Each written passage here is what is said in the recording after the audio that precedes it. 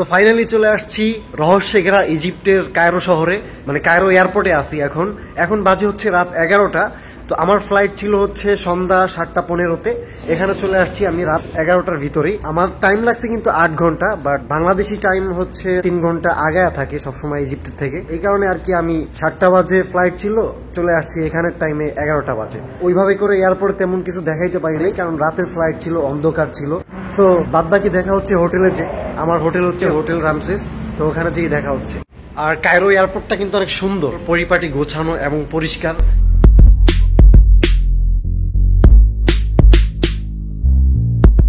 Finally immigration সবকিছু complete করে এখন যাচ্ছি বিমানের দিকে।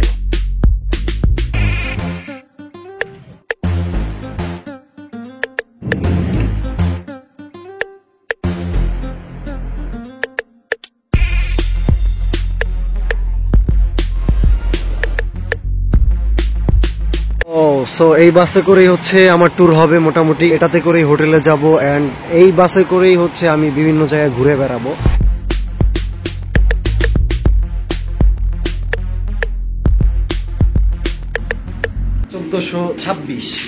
আমার রুমটা খুঁজতেছি, আমার হচ্ছে 1426 নম্বর রুম।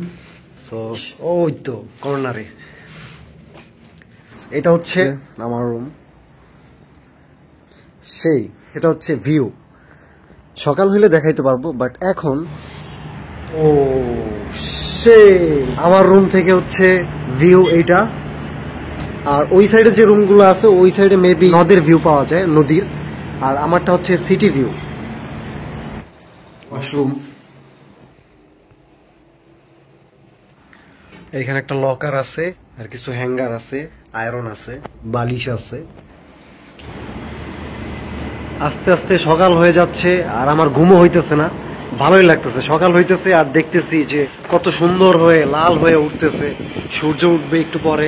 আর একটু পরে আবার ব্রেকফাস্ট টাইম হয়ে যাইতেছে, নিচে বুফে ব্রেকফাস্ট আছে। তো ওইখানে যে খেয়ে দিয়ে কিছুক্ষণ রেস্ট নিয়ে তারপরে হচ্ছে বের হইলাম ঘুরতে। এই কারণে এখনো ঘুমাইনি। রুম থেকে শুয়ে শুয়ে সুন্দর একটা ভিউ, বাট ভিউ অতটা এই পাশে সুন্দর না, ওই সাইডটা তো অনেক সুন্দর।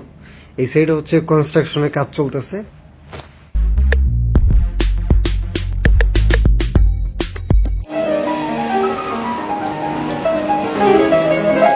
রামসেসের লবিতেই হচ্ছে পিয়ানো আছে।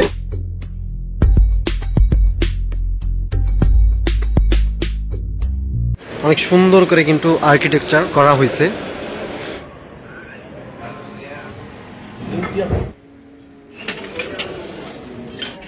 আজকে মোটামুটি অনেক সকাল সকাল আসার কারণে ফাঁকা ছিল, ব্রেকফাস্ট বুফে অনেকটাই ফাঁকা ছিল, যার কারণে সুন্দর একটা প্লেসে বসে পড়েছি। আমি আমার খাবার টেবিলে বসেই নীল নদের ভিউ পাচ্ছি। সো ব্রেকফাস্ট করা শেষ হয়েছে, এখন হচ্ছে আমাদের রুফটপে যাচ্ছি। রুফটপে যাওয়ার পরে দেখি রুফটপে একটা বার, আর যেটা হচ্ছে 4টা থেকে শুরু হবে। তো এখন আর কি অফ, যে কারণে যাইতে পারি নাই। এটা হচ্ছে 4টা বাজে চালু হবে, এখন তো মাত্র সকাল। তো ব্রেকফাস্ট করে চলে আসছি রুমে, এখন একটু রেস্ট নিব, কারণ হচ্ছে আমি তো রাতে আসছি, তো তারপর আর ঘুমানো হয় নাই। একটু রেস্ট নিব, রেস্ট নিয়ে তারপর হচ্ছে পিরামিড দেখতে বের হব। রোদ উঠে গেছে অলরেডি, সূর্য পুরোপুরি উঠে গেছে। এখন চলে যাচ্ছি পিরামিড দেখতে। সকাল সকাল সূর্যের আলো মুখের উপরে, সানকিস। এটাই হচ্ছে আমার হোটেল। এটা বাসের সিরিয়াল এখানের, আর লোকাল বাস, যেহেতু সকাল হয়েছে অফিস আওয়ার। জোস। আমি যতগুলো বাইক দেখলাম একটারও হেলমেট লাগে না। আমাদের দেশে বাইক চালালে হেলমেট লাগে, বাট এইখানে লাগে না, আর সব ভাঙ্গাচোরা গাড়ি। ও জোস, বাইক দিয়ে গাড়ি বানানো হয়েছে। এটা হচ্ছে রামসেস হিলটন, এটা হচ্ছে আমার হোটেল। অ্যান্ড এইখান থেকে হচ্ছে নীল নদের ভিউ পাওয়া যায়।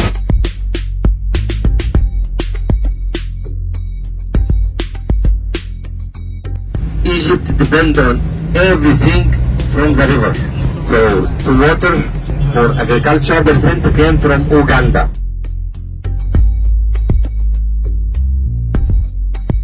ইজিপ্টের গিজা শহরে যখন ঢুকলাম তখন দেখতে পারতেছি সারি সারি সব একই কালারের বিল্ডিং, আর এটা নাকি সরকারিভাবেই নিয়ম করে দেওয়া হয়েছে।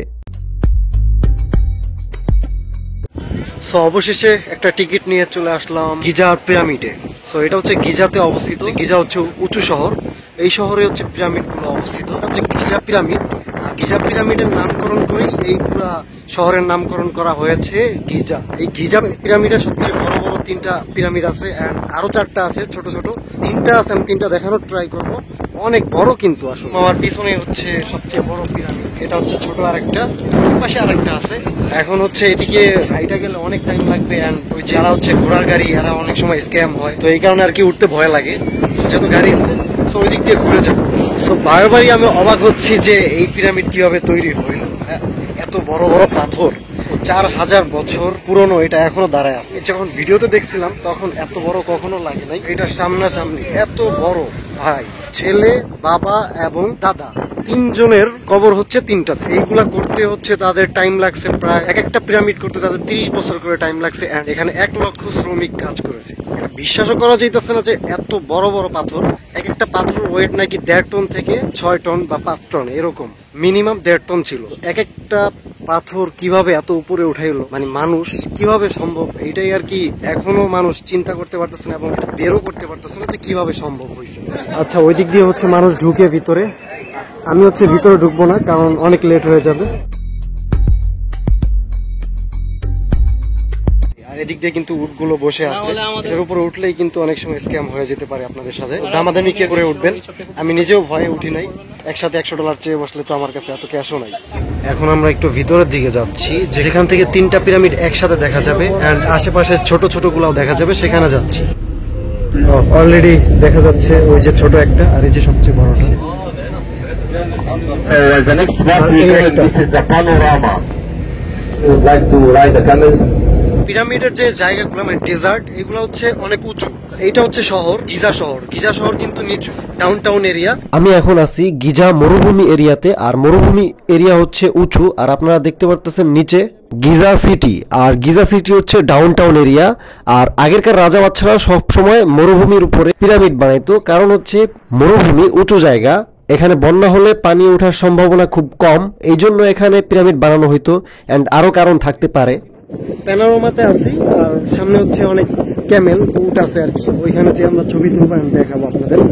এইখানে অনেক জিনিসপত্র পাওয়া যায়, শপিস। তো এইগুলা হচ্ছে আমার গাইড বলছে না কিনতে এখান থেকে, কারণ এখানে নাকি অনেক সময় স্ক্যাম কিনতে মানা করছে, বলছে মার্কেট থেকে নিতে, তাই আমি এখান থেকে নিব না। এখন যাচ্ছি ক্যামেলের দিকে, সবগুলোই হচ্ছে উট আর উট ভরা। এখানে হচ্ছে হাবিবিরা বসে আছে ক্যামেল নিয়ে। ইয়াল্লা হাবিবি, ইজিপ্ট। অনেক গন্ধ, পরিষ্কার করে না। এখানে বসে আছে, পিছনে হচ্ছে সবগুলা পিরামিড। এখান থেকে হচ্ছে মেইন একটা ভিউ পাওয়া যায়, সুন্দর।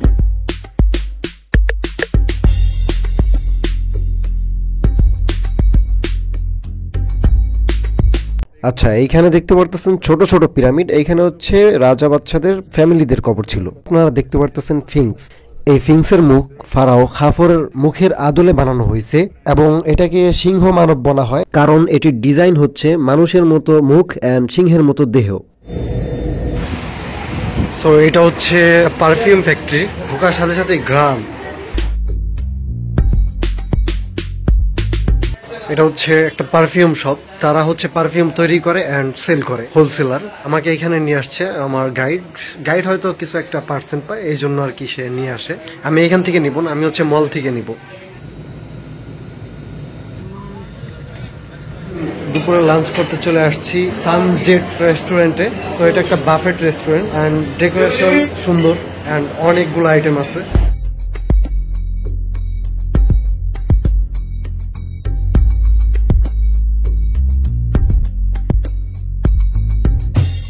ব্রেড আইটেম, ইজিপ্টের ফেমাস ব্রেড।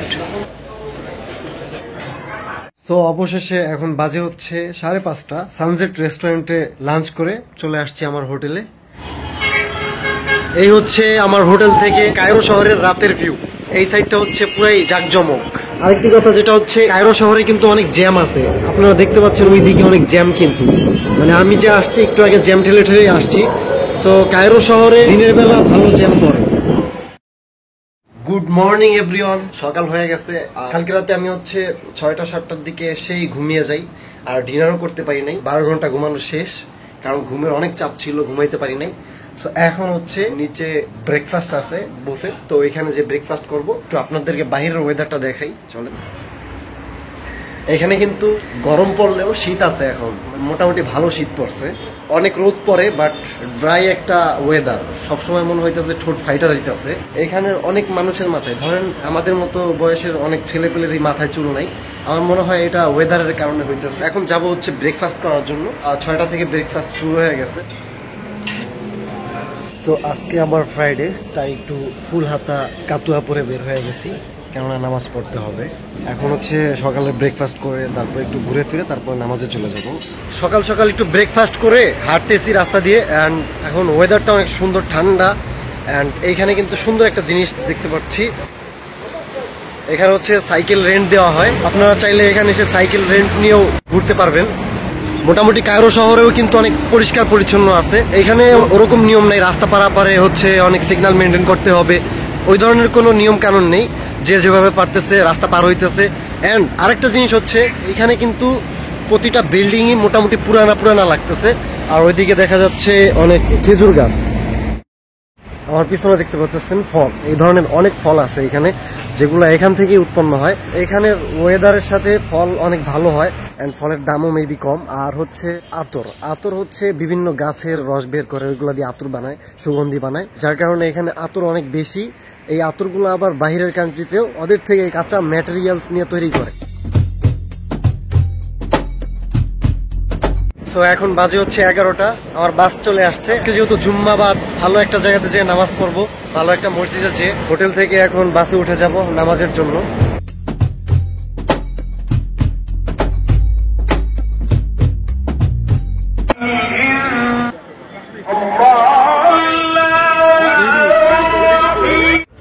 চলে আসছি জুম্মার নামাজ পড়ার জন্য। এখন যে মসজিদটাতে আছি আমি, এটা হচ্ছে আমার বিন আজ এরকম কিছু একটা নেম, বাট মসজিদটার এরিয়া অনেক বড় এন্ড অনেক সুন্দর। কিন্তু এখানে জুম্মার নামাজ পড়তে আমরা চলে আসছি, এন্ড এসে হাবিবি রুমাল কিনে ফেলছি। আল্লাহ হাবিবি, come to Egypt and enjoy this area.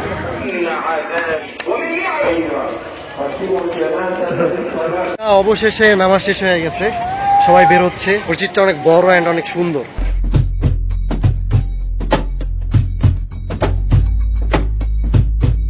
চলে আসছি নামাজ পড়ে হোটেলে। এখন টাইম হচ্ছে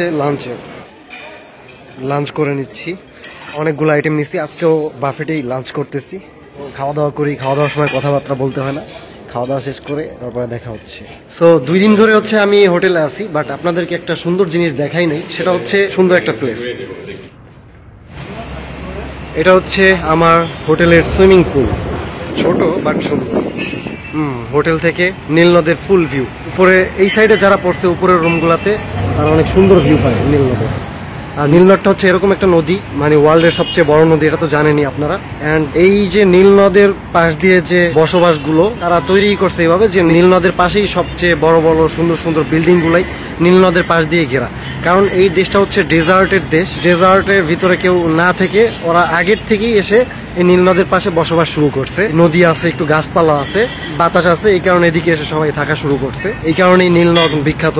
আর এটা হচ্ছে রামসেস ক্যাসিনো, আমাদের হোটেলের ক্যাসিনো হচ্ছে এটা। 24 আওয়ার খোলা আছে, চাইলে এনি টাইম এসে আপনারা খেলতে পারেন ক্যাসিনো।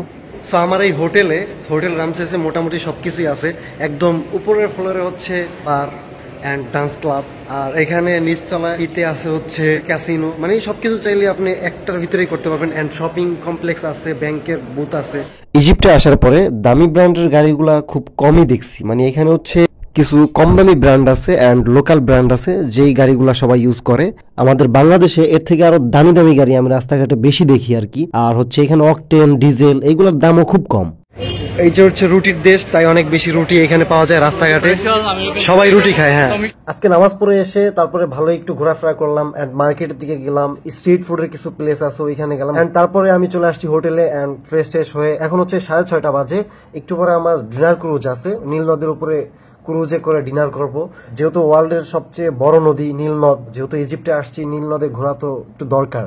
সো এই কারণেই আমি হচ্ছে ক্রুজে একটা বুকিং দিয়ে দিছি, ডিনার ক্রুজ। নীল নদের উপরে ক্রুজ চলতে থাকবে, এর ভিতরে ডিনার করব। আপনাদের সাথে দেখা হচ্ছে ক্রুজে।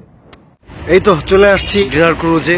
এটা হচ্ছে নাইল ক্রিস্টাল, বাট এটার এলটা হচ্ছে আলো জ্বলে না। অনেক বড়, কিন্তু অনেক বড় একটা শিপ, ভিতরে অনেক ডেকোরেশন, অনেক সুন্দর মনে হচ্ছে। Nile Crystal first floor. Oh nice, 5 star cruise. Boat চলতেছে আর এদিক দিয়ে নাচ গান হচ্ছে, একটু পরে ডিনার শুরু হবে।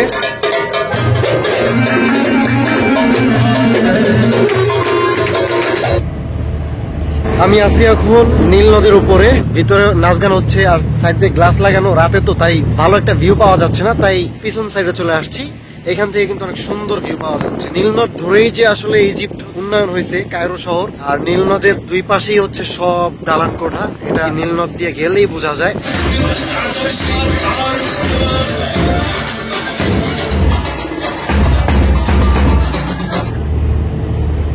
এখন যে ব্রিজটা ক্রস করব, এই ব্রিজ দিয়ে হচ্ছে ওই পারে গেলেই গিজা শহর, এন্ড এই পাশে হচ্ছে কায়রো শহর।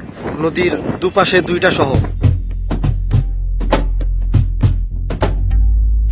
আমাদেরটা অনেক বড় ক্রুজ আর এটা হচ্ছে মিনি ক্রুজ। সবাই কিন্তু সেই নাচানাচি করতেছে উপরে। আর ইজিপশিয়ান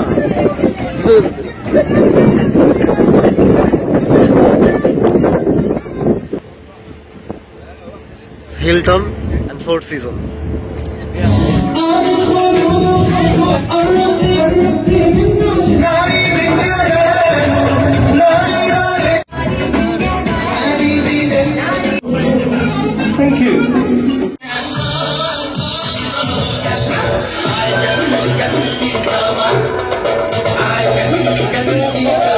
অবশেষে ডিনার ক্রুজ থেকে চলে আসছি, আমার হোটেলের সুইমিং এর পাশে বসে আছি। ওয়েদার অনেক সুন্দর এন্ড বাতাস ঠান্ডা ঠান্ডা একটা ভাব। সো এই জন্য আর কি সুইমিং এর এখানে এসে বসে আছি, নিরিবিলি একটা পরিবেশ, পুরোটাই ফাঁকা।